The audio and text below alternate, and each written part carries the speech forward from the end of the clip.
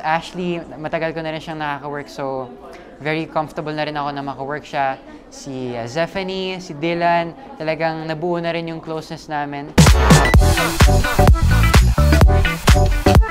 Si Marco Reyes, kasi si Marco Reyes, like Marco din yung pangalan niya, di ba? Ang galing, di ba?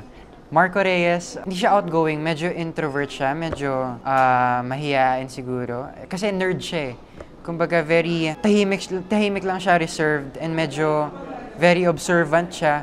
At saka, masyado niya ring inaalala yung iniisip ng iba. Tapos, ayun, ang talent niya, sobrang galing niya sa music. Music talaga yung pinakahilig niya. And napapakita niya sa pamamagitan ng paggigitara.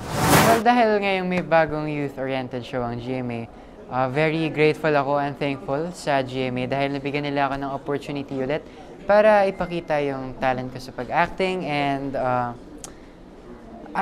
I'm very happy. Sobrang saya ko dahil gagampanan ko tong character ko.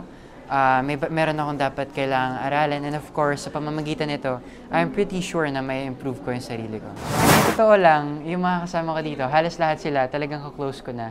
And si Clifford, yan, kasi matagal naming pinag-uusapan na sana magka-work kami soon, and finally magkaka-work kami. And of course, Ashley, matagal ko na rin siyang nakaka-work, so very comfortable na rin ako na maka-work siya. Si Zephanie, si Dylan, talagang nabuo na rin yung closeness namin. Simula pa lang ng StoryCon, parang ang gaan na kasi ng pakiramdam namin sa isa't isa. And si Zephanie, naka-work ko na rin siya before. At saka si Sean Lucas, naka-work ko na rin siya, and feeling ko talaga, sa pamamagitan ng show na to, mas mabubuo yung closest namin, mas maipaparating namin yung bonding namin sa inyo. Yan, makikita niyo yan sa show.